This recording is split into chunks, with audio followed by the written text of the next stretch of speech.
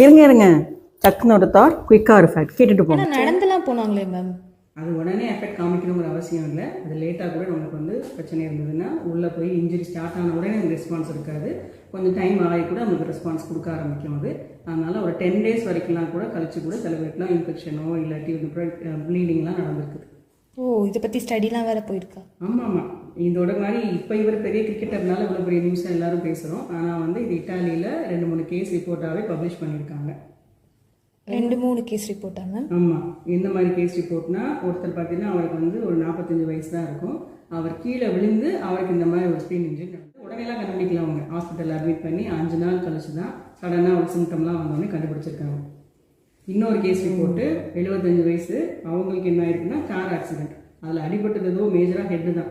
ஆனால் அதுக்கப்புறம் அவங்க தான் கண்டுபிடிச்சிருக்காங்க இதில் வந்து உள்ள இன்டர்னல் ப்ளீடிங் நடந்திருக்கு, அதனால தான் பிரச்சனை அப்படிங்கிறத.